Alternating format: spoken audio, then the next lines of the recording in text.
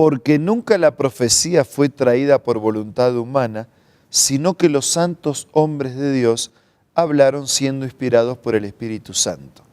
Esta declaración del apóstol San Pedro nos afirma que las profecías no se originan en un diseño literario de la sabiduría humana, sino que se originan en la voluntad suprema de Dios y son reveladas a los profetas a través del Espíritu Santo. Por esa razón somos reavivados por la palabra del Señor. Hoy nos detenemos en el capítulo 5 de Daniel, pero antes pedimos la bendición de Dios.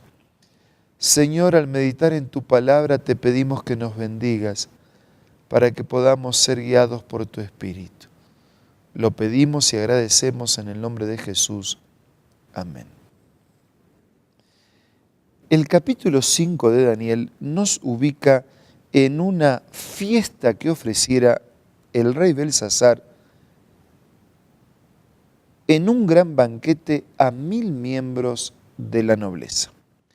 Dice que tomó con ellos hasta emborracharse y mientras brindaban, Belsasar mandó que le trajeran las copas de oro y de plata que Nabucodonosor su padre había tomado del templo de Jerusalén, y así lo hizo. Le llevaron las copas y entonces siguieron tomando, usando de esas copas que tenían obviamente otro uso, tuvieron en el pasado otro uso. Belsasar era el hijo de Nabucodonosor y ambos habían gobernado aquel imperio universal, el primero, Babilonia. Pero algunas cosas habían acontecido y este imperio estaba muy próximo de llegar a su fin. Dice el versículo 4, ya borrachos se deshacían en alabanzas a sus dioses de oro, de plata, de bronce, de hierro, de madera. Y en ese momento, dice el versículo 5, en la sala del palacio apareció una mano que a la luz de las lámparas escribía con el dedo sobre la parte blanca de la pared, y mientras el rey observaba la mano que escribía, el rostro se puso pálido del susto, las rodillas comenzaron a temblar y apenas podía sostenerse. Mandó entonces que vinieran los hechiceros, los astrólogos, los adivinos, los sabios babilonios, y les dijo: al que lea lo que allí está escrito y me diga lo que significa, lo vestiré de púrpura, le pondré una cadena de oro en el cuello, lo nombraré tercer gobernante del reino. Pero no pudieron descifrar lo escrito ni decirle al rey lo que significaba. Esto hizo que el rey Belsasar se asustara todavía más y palideciera todavía más. Los nobles, por su parte, se hallaban confundidos, no entendían nada. Habían sido invitados a una gran fiesta y de pronto la fiesta se arruinó. Al oír el alboroto que hacían el rey y sus nobles, la reina misma entró al banquete y exclamó: que viva su majestad por siempre y no se alarme ni se ponga pálido. Ella ya sabía de una historia que había acontecido en el pasado en relación al padre de Belsasar, Nabucodonosor, y que aparece en el capítulo 2 que ya hemos visto, cuando Daniel descifra e interpreta el sueño. Ella dice: que viva su majestad por siempre y no se alarme ni se ponga pálido. En el reino de su majestad hay un hombre en quien reposa el espíritu de los santos dioses. Cuando vivía el rey Nabucodonosor, padre de su majestad, se halló que ese hombre poseía sabiduría, inteligencia y gran percepción semejante a la de los dioses. El padre de su majestad, o sea Nabucodonosor, lo llegó a nombrar jefe de los magos, hechiceros, astrólogos y adivinos por esa misma razón. Dice versículo 12, es que ese hombre tiene una mente aguda, amplios conocimientos, inteligencia y capacidad para interpretar sueños, explicar misterios y resolver problemas difíciles. Llame usted a ese hombre y él le dirá lo que está escrito y lo que significa. Su nombre es Daniel. Aunque el padre de su majestad le puso por nombre Belsasar, o sea, le había cambiado el nombre para que no guardara identidad con el Dios verdadero, sino con el Dios de los babilonios. Lo buscaron, dice versículo 13, Daniel fue llevado a la presencia del rey y éste le preguntó, ¿así que tú eres Daniel, uno de los exiliados que mi padre trajo de Judá? Me han contado que en ti reposa el espíritu de los dioses, que tienes agudeza, que tienes inteligencia y una sabiduría sorprendente. Ocurre que los sabios y hechiceros se presentaron ante mí para leer esta escritura y no pudieron descifrarla. Según me han dicho, tú puedes dar interpretaciones y resolver problemas difíciles. Si lo haces, te nombraré como el tercer gobernante de nuestro reino.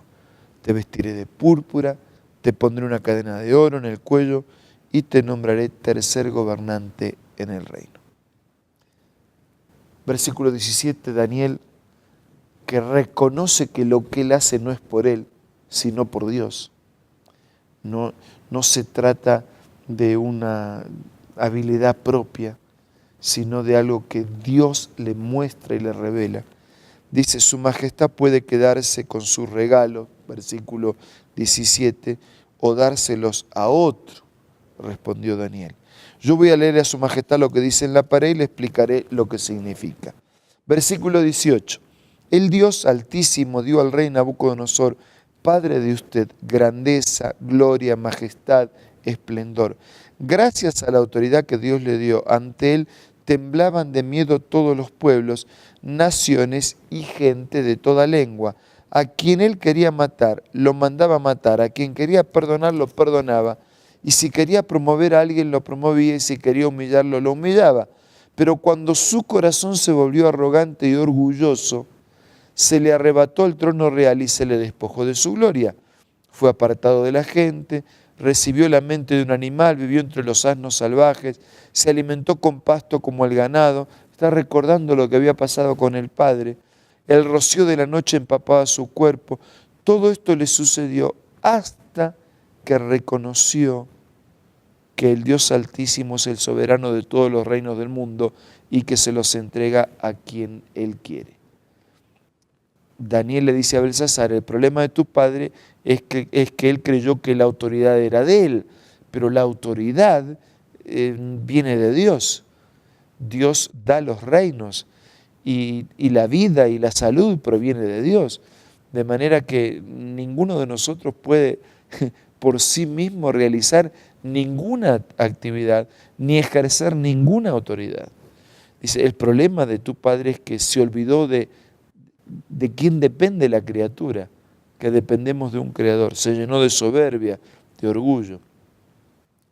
De paso, tal vez no sea solo el problema de Nabucodonosor, y también tal vez sea nuestro problema. Así que dice, como él se ha opuesto al Dios, como él erró el camino, como él alabó a esos dioses que no eran dioses. Versículo 24, por eso Dios ha enviado esa mano a escribir, y lo que allí aparece es esta frase, versículo 25, Mene, Mene, Tekel, Uparsin. ¿Y qué significan estas frases? Mene, Dios ha contado los días del reino de su majestad y le ha puesto un límite. Tekel, su majestad ha sido puesto en la balanza y no pesa lo que debería pesar. Uparsin, el reino de su majestad se ha dividido y ha sido entregado a los medos y a los persas. Entonces Belsasar ordenó que se vistiera a Daniel de púrpura, que le pusieran lo que él había prometido, lo que él había dicho, y que lo hicieran tercer gobernante del reino. Y esa misma noche Belsasar fue asesinado y Darío, el persa, se apoderó del reino. Daniel tenía 62 años. Hay varias lecciones brevemente que podemos tomar de este capítulo. Primero, la absoluta soberanía de Dios. Segundo, que el orgullo y la soberbia siempre nos lleva a la destrucción. Tercero, que Dios es el único que conoce el futuro, por eso lo revela y lo muestra. Los babilonios pensaban que iban a perdurar para siempre, pero no. La maldad, la soberbia, la injusticia tiene un límite. Así que Babilonia terminó y en su lugar apareció un reino combinado que llegó a ser un nuevo reino universal de los medos y de los persas juntos. Es que Dios es el único que conoce el futuro y lo revela para que cuando las profecías se cumplan, nuestra fe sea fortalecida.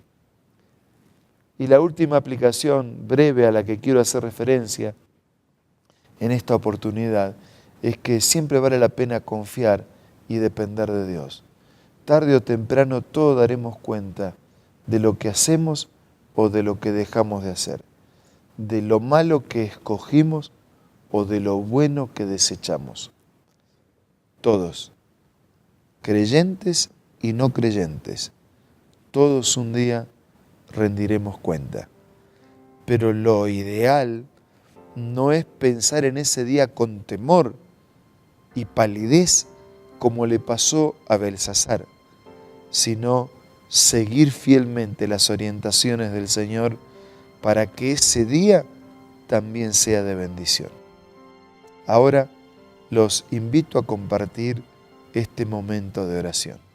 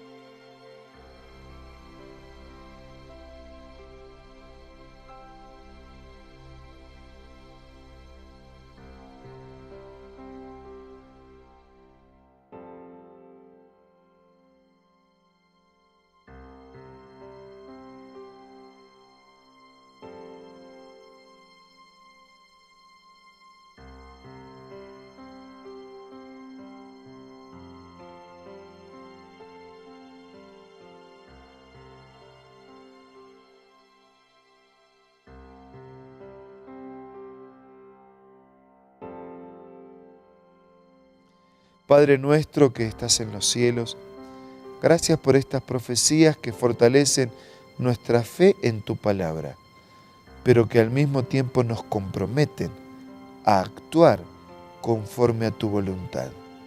Danos valor y danos sabiduría para leer, para entender y para practicar tu mensaje. Bendice a todos nuestros queridos amigos. Te lo pido y te lo agradezco en el nombre de Jesús. Amén. Muchas gracias por su compañía en este día. Nos reencontramos mañana para seguir siendo reavivados por su palabra.